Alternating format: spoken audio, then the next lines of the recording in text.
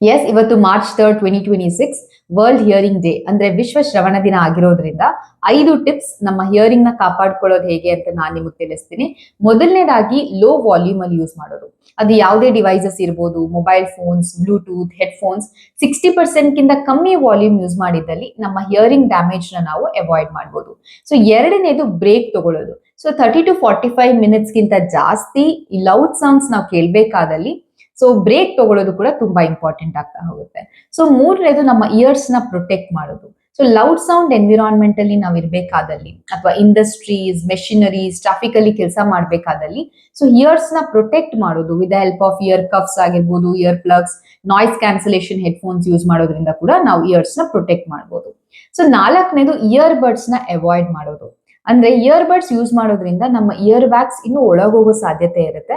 ಅದರಿಂದ ಕೂಡ temporary hearing loss ಆಗಬಹುದು. And sometimes ear drum rupture ಆಗೋ ಸಾಧ್ಯತೆ ಕೂಡ ಇರುತ್ತೆ. ಅದರಿಂದ ಕೂಡ ಹಿಯರಿಂಗ್ ಲಾಸ್ ಆಗಬಹುದು. ಸೊ ಐದನೇದು regular hearing test. Especially after 40 to 45 years age ಆದ್ಮೇಲೆ ರೆಗ್ಯುಲರ್ ಹಿಯರಿಂಗ್ ಟೆಸ್ಟ್ ಮಾಡೋದು ಕೂಡ ತುಂಬಾ ಇಂಪಾರ್ಟೆಂಟ್ ಆಗ್ತಾ ಹೋಗುತ್ತೆ. ಅದರಿಂದ ಮೈಲ್ಡ್ ಹಿಯರಿಂಗ್ ಲಾಸ್ ಕೂಡ ನಾವು ಡಿಟೆಕ್ಟ್ ಮಾಡಬಹುದು ಅಂಡ್ ಫರ್ದರ್ ವರ್ಸನಿಂಗ್ ನ ನಾವು ತಡಿಬಹುದು. Yes, take care of your ears and hearing. Thank you.